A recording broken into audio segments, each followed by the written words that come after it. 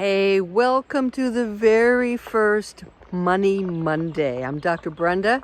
I am a financial coach. I'm the creator of the Gutsy Women Club, the founder of the Dream Plan Save Do program. Hey, please subscribe below. And yeah, since this is my very first session of Money Monday, let me introduce myself a little bit in terms of being a financial coach. I had a career, a 20-year plus career, working on justice system reform, okay? So that's quite a segue from justice system reform. I am a sociologist into financial coaching. Well, I'll tell you what, my career ended. I was in my early 50s, and I decided I didn't want to go back into the same thing. Didn't want to do the high stress thing. What was most important to me at that point was that I had a big financial cushion. I didn't have to go back in and do the same thing. I didn't have to move to a city I didn't want to. I had everything open to me. And really what I wanted to do, I had spent years in poverty in my early 30s. I know the meaning of money, and I want to teach other women how to become financially free. So I became a financial coach. I created online courses, became a financial coach. Now you might be looking at me and saying, well, you don't look like a financial coach. You got a hoodie on, you're out in the woods. Oh yeah, I'm a full-time RVer. I'm on the Oregon coast now. It is hoodie season, even though it is July, if you can believe that. And true, I'm not your typical financial coach. So if you've done any reading in the finances, you might have seen a book called The Millionaire Next Door. I am the millionaire next door. I am that person who has single income, raised a kid, and built my net worth to over $1 million. It took time, it took persistence, it took some smarts, but I did it. I am that millionaire next door. And I really believe that we have more control over our financial destiny than we think. Yep, you know, we've got Wall Street and stocks and crashes and all these things going on. But over time, it tends to work in our favor if we are persistent.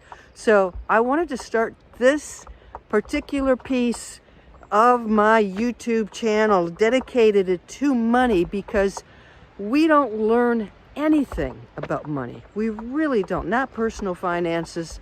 I've got my PhD. The only course I ever had on finances was in high school. Okay, I learned how to balance a checking account. That was it. So we don't learn very much.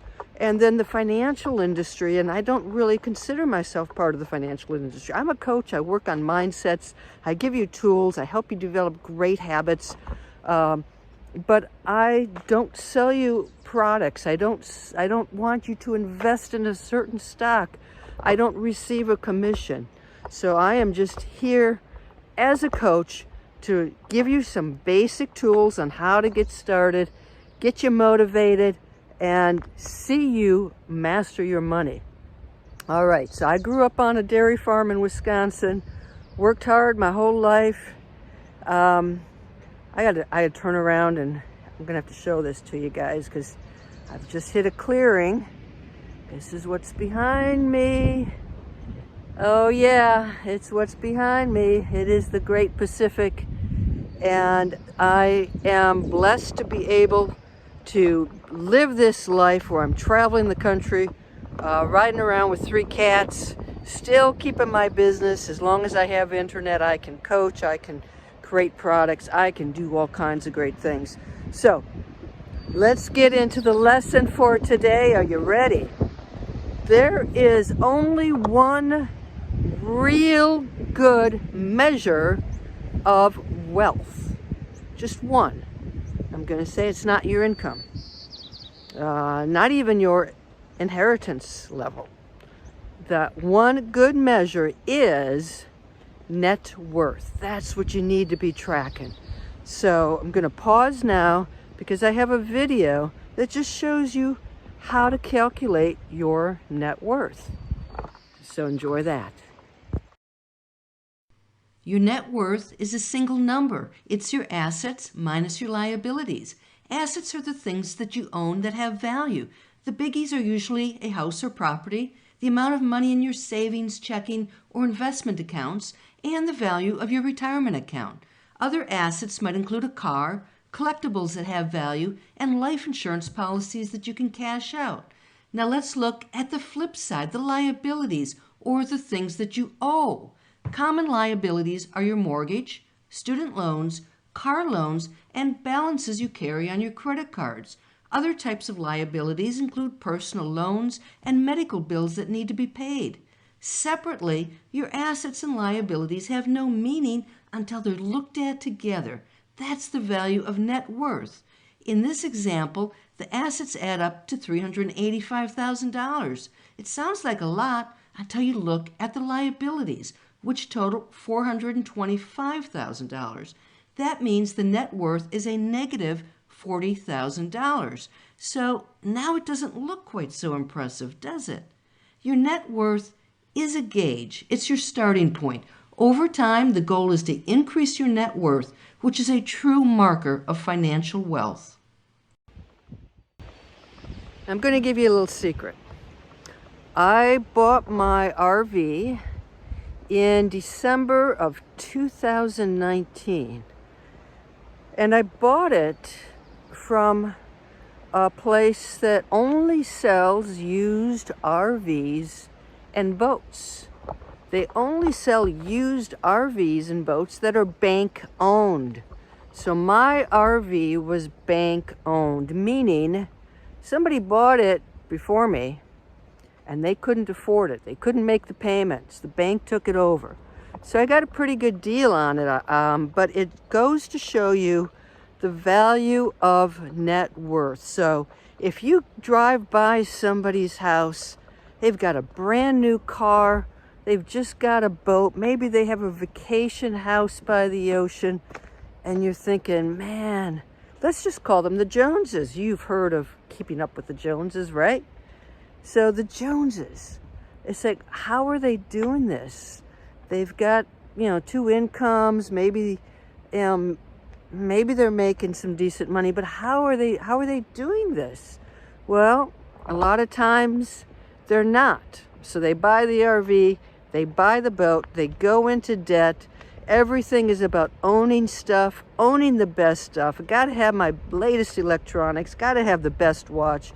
I am into showing off my wealth, wearing my nice suits and my beautiful dresses and my designer clothing. And maybe they can afford it, maybe they can't. A good chunk of Americans live paycheck to paycheck, even when their income is 6 figures or more. So it's just part of America, right? We are the consumer society. So here's the neat thing about net worth. Add up all your assets, add up all your liabilities, your debt. What you own minus what you owe is your net worth. So it covers both sides of the equation. I'm gonna have to turn around again here so you can see this. I'm gonna stop. Beautiful day today, beautiful day. Sunshine, maybe I can warm up, but check out this view. So net worth, back to net worth. One of the biggest things that worries people the most is their debt level. And I get it. I hated being in debt. I couldn't wait to pay off my house even. I just did not like to be in debt. So it's that debt level that carries them down. So the guys living in their mansions with their new boats and the vacation house, they might have a load of debt that if something goes wrong or even something goes right, they're spending all of their income paying down on that debt. They're not really wealthy. Now I can take somebody who's making $50,000 a year and investing it into their retirement funds, and they're maybe driving a 6-year-old vehicle, and going to the public school. Kids are going to the public school, And that person may have a greater net worth than that dude living in that big mansion.